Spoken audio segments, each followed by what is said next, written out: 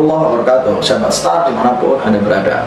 Kemarin saya ketemu beberapa praktisi aktif income.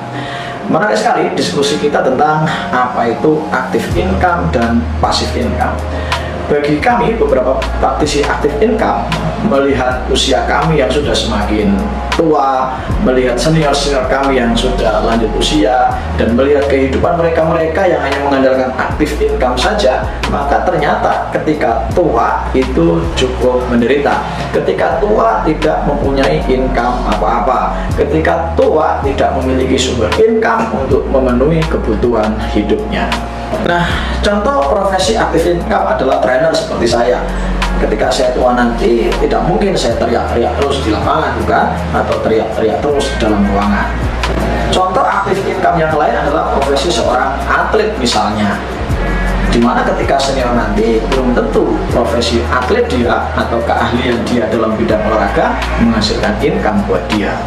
Atau profesi seorang konsultan misalnya yang hanya mengandalkan kemampuannya sendiri tanpa mengkader tim yang banyak, tanpa mengkader tim yang solid, tanpa menduplikasikan keahlian dia ke timnya, maka konsultan ini pun masuk ke kategori aktif income.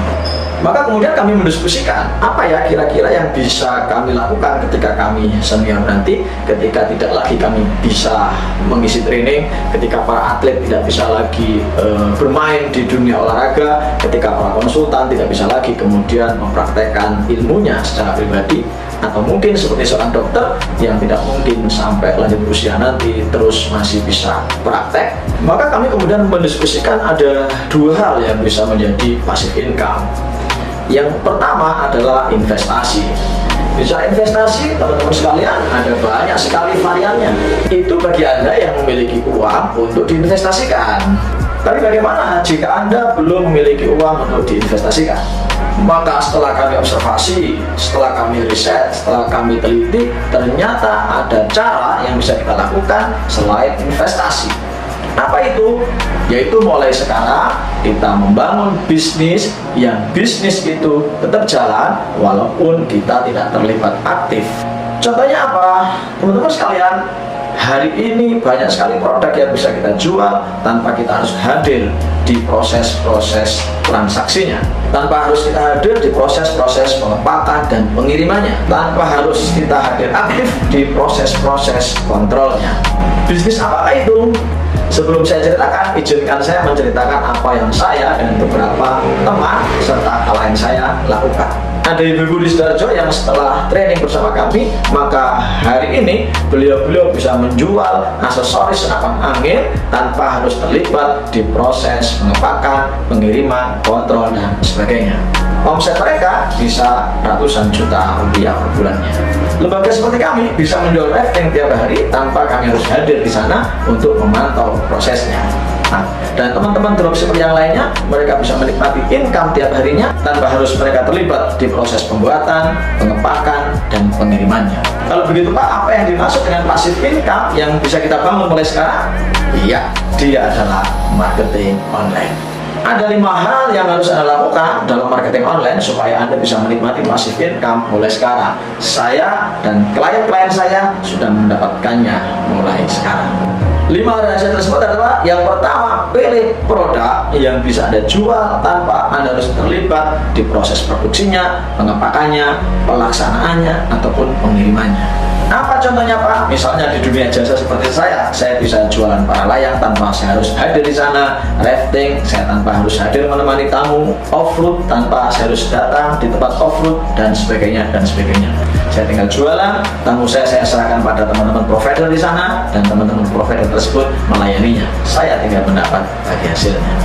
Ada siswa PKL saya, dia menjual misalnya kabel listrik misalnya, tanpa harus dia terlibat di produksinya. Andai tokonya mau melakukan pengiriman, dia tentu tidak terlibat di proses pengirimannya. Ada lagi teman saya jualan kos-kosan tanpa dia harus punya kos-kosan. Ketika ada orang yang mau lihat kos-kosan, dia tinggal hubungkan pencari kos-kosan tersebut dengan pemilik kos-kosan. Itu contoh produk-produk yang bisa menghasilkan passive income tanpa harus Anda terlibat di prosesnya. Yang kedua, temukan media sosial yang tepat untuk menjual produk ini. Di buku yang saya tulis bersama guru saya ini ada pilihan lebih kurang sampai 100 media promosi gratisan yang bisa Anda pilih untuk mempromosikan produk-produk tersebut. Kadang beda produk, beda media sosial yang kita mainkan. Contoh, klien kami menjual aksesoris senapan angin, maka media sosial yang paling banyak menghasilkan ternyata adalah Facebook Marketplace. Nah, di buku ini ada petunjuk untuk itu.